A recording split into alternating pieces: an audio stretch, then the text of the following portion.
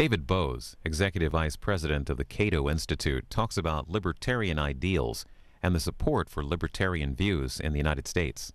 This talk was part of a book party hosted by the Cato Institute in Washington, D.C. Thank you, Ed.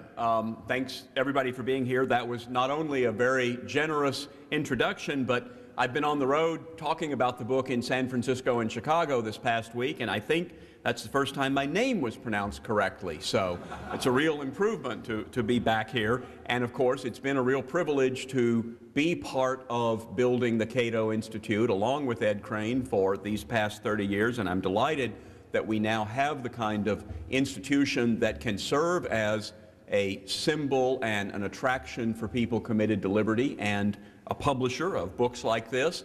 And I've been going around the country. I was also in Las Vegas, and I've been talking about freedom and the politics of freedom and the book, The Politics of Freedom. And it's really tough to talk about the politics of freedom in a year that's coming down to Hillary, Obama, and McCain. I want to talk about where the libertarian voters are going, and I can't imagine. Hillary Clinton, I think 15 years ago, Hillary summed it up by saying, "I'm a government junkie." And obviously, you know, the monkey is still on her back. She is totally committed to having the government take care of every aspect of your life. She did say the other day, "I have a million ideas, the government can't afford them all," so that's a relief. But she has a million ideas, and they all involve something the government can give you, something the government can tell you, something the government can take away from you. So she really is a government junkie. And then with John McCain, certainly everybody who's here in this building has heard of Ed Crane's views of John McCain and the First Amendment. McCain campaigned for campaign finance regulation for a long time. But you know, it's worse than that. It's not just McCain-Feingold. He goes on television and he says things like, "Sure, some people talk about so-called First Amendment rights." That's kind of a bad attitude. He talks about regulating blogs. He makes it clear that one of the things he doesn't like about all these campaign ads that come from other people is the campaign belongs to the candidates, and other groups shouldn't be cluttering up the airwaves with their message. That is, he thinks the election belongs to the candidates, not to the people. It's not that the people are debating who to elect, it's that the candidates are talking to the people, and the rest of us should be kept quiet. My pet peeve with McCain is that he keeps saying, and Rudy Giuliani also said in endorsing McCain, that McCain wants to be Commander-in-Chief of the United States. Well, as you know, there's no such position as Commander-in-Chief of the United States. In the Constitution, we provide that the President will be the Commander-in-Chief of the Armed Forces of the United States, and that's great. We need a president for that. But he's not the commander of the rest of us. We're not all in the Army. And so far, America is not an army. He is not going to be our commander-in-chief. I feel like we should print out bumper stickers that say, "You're not the commander of me."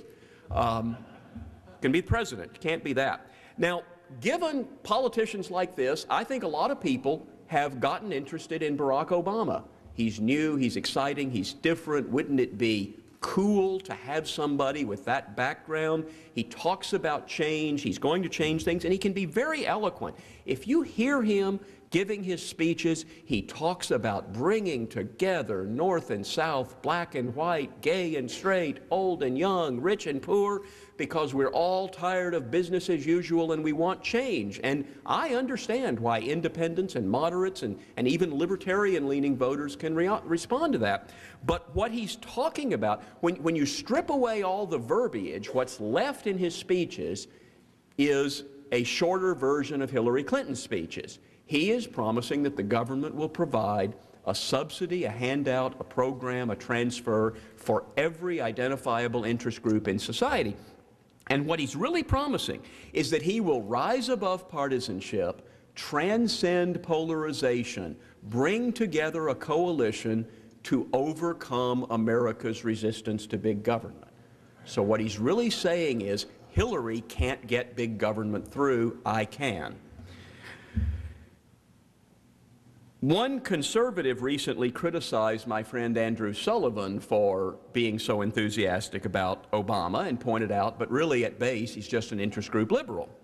And Andrew snapped back, "If a Democrat ran for office today pledging a massive increase in entitlement spending, a decades-long multi-trillion-dollar nation-building project in the Middle East, the biggest increase in discretionary spending since LBJ, a huge increase in the power of the executive branch, a doubling of the federal education budget, and a cool additional $32 trillion to the country's unfunded liabilities, would conservatives be saying they couldn't support an interest group liberal like that?"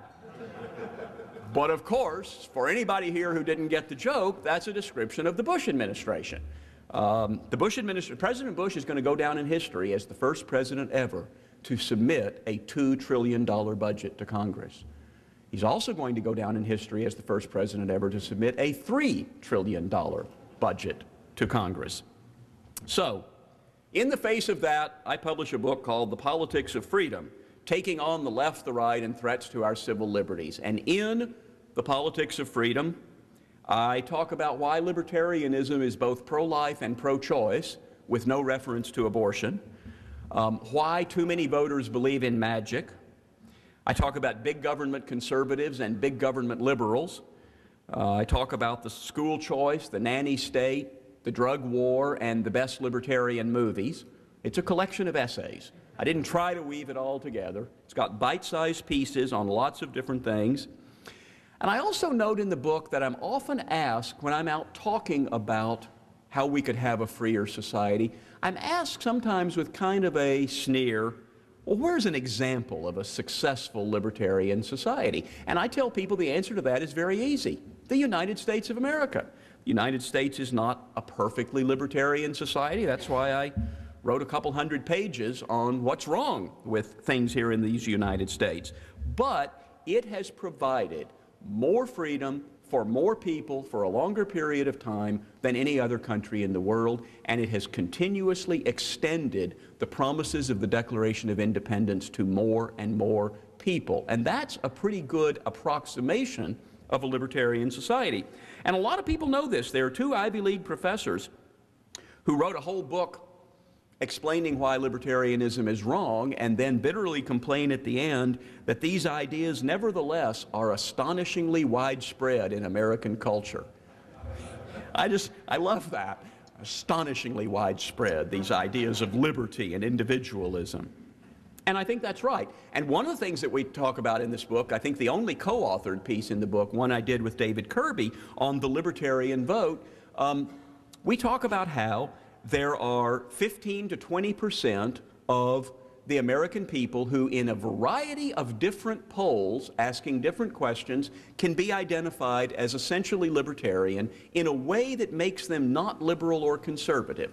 Possibly not as radical as I might be, not as hardcore libertarian, but they believe in, as Ed talked about, social tolerance, free enterprise, keep the government small in our economy and out of my personal life. 15 or 20%, I think, but maybe more than that. We did our own poll, and we asked voters in November of 2006, would you describe yourself as fiscally conservative and socially liberal?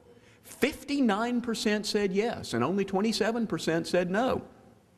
And then we asked half the sample a different question. Would you describe yourself as fiscally conservative and socially liberal, otherwise known as libertarian?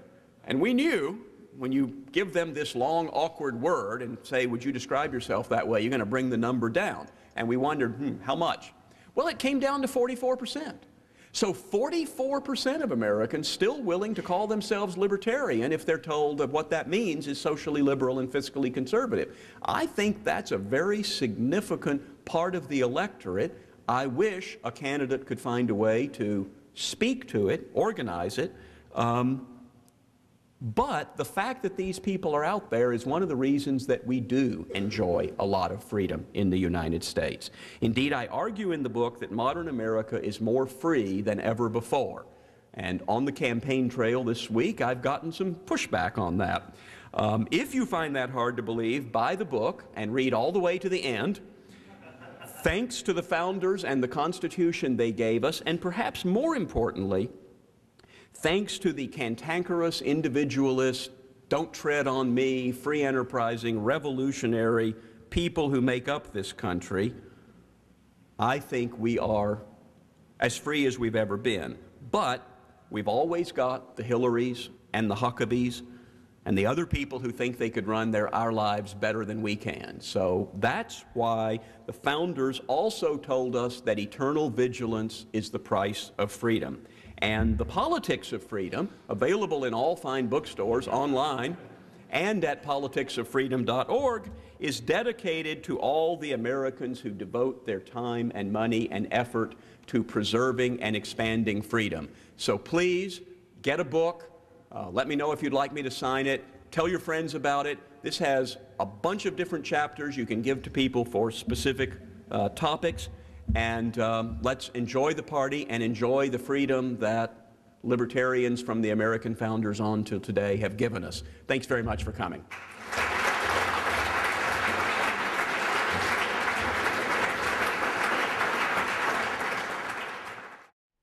David Boaz is the executive vice president of the Cato Institute, a libertarian think tank based in Washington, D.C. His work has appeared in the New York Times, Washington Post, Wall Street Journal, and the Los Angeles Times. He has edited 10 books and is also the author of Libertarianism, a Primer. For more information, visit davidboaz.com.